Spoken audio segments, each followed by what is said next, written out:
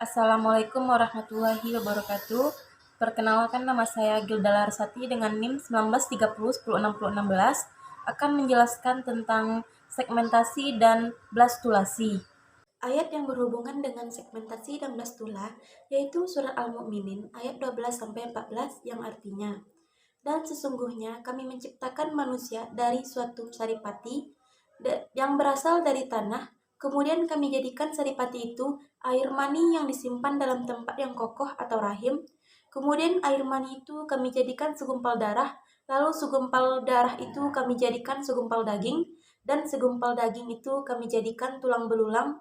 Lalu tulang belulang kami bungkus dengan daging. Kemudian kami jadikan dia makhluk yang berbentuk lain. Maha suci Allah, penciptanya yang baik. Ciri-ciri umum pembelahan. 1. Zigot yang bersifat uniseluler akan diubah dengan adanya pembelahan mitosis yang berangsur-angsur akan membentuk yang multiseluler. 2. Tidak terjadinya pertumbuhan. 3. Bentuk embrio tidak berubah kecuali dengan terbentuknya sesuatu rongga di dalam embrio yang disebut blastoseol. 4.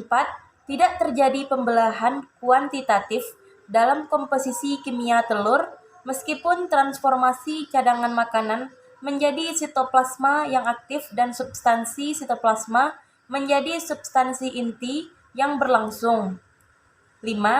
Bagian-bagian sitoplasma telur tidak terjadi perubahan posisi secara mencolok dan pada umumnya tetap pada posisi yang sama seperti halnya dalam telur pada permulaan pembelahan.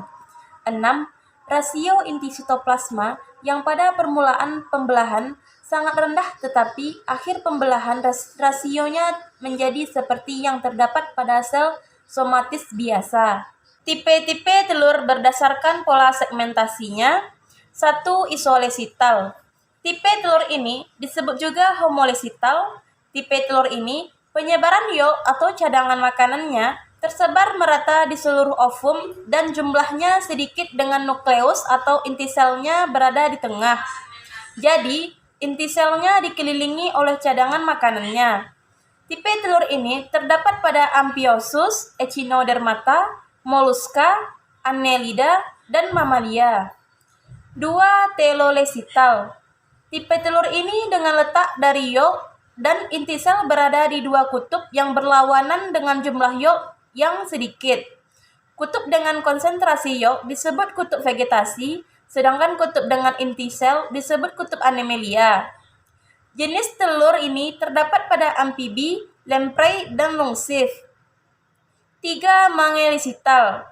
Megayolk banyak sekali yang tersebar hampir semua bagian telur, sehingga inti sel berada terdesak di bagian ujung atau atas dari ovum dan sitoplasmanya sedikit. Kutub vegetasinya besar sedangkan kutub animalnya sangat kecil. Tipe telur ini terdapat pada reptil dan aves. 4. Kontrolesital. Merupakan tipe telur dengan yolk dan inti sel berada di tengah-tengah telur. Tipe telur ini terdapat pada insekta. Macam-macam blastula. 1. Ceoloblastula, yaitu blastula berbentuk bulat, dihasilkan oleh telur-telur isolesital dan oligolesital. Misalnya, blastula pada Synapta sp, Asterias sp, dan Amphiosus dan amfibi. Rongga blastula terdapat di tengah atau eksentrik ke arah kutub banima. 2. Discoloblastula, yaitu blastula berbentuk cakram atau tudung.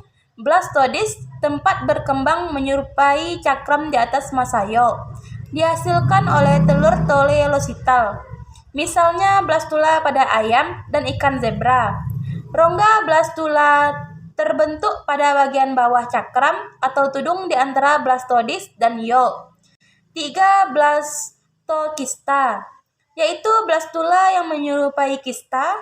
Blastula ini memiliki massa sel dalam atau inner cell massa pada bagian dalam embrio dan dikelilingi oleh trofoblast, dihasilkan oleh telur isolesital. Misalnya blastula pada mamalia. 4. Stereoblastula, yaitu blastula masif tanpa rongga blastula. dihasilkan oleh telur centrolecital, misalnya blastula pada berbagai jenis serangga. Mungkin hanya itu yang dapat saya sampaikan. Salah dan janggal saya mohon maaf. Assalamualaikum warahmatullahi wabarakatuh.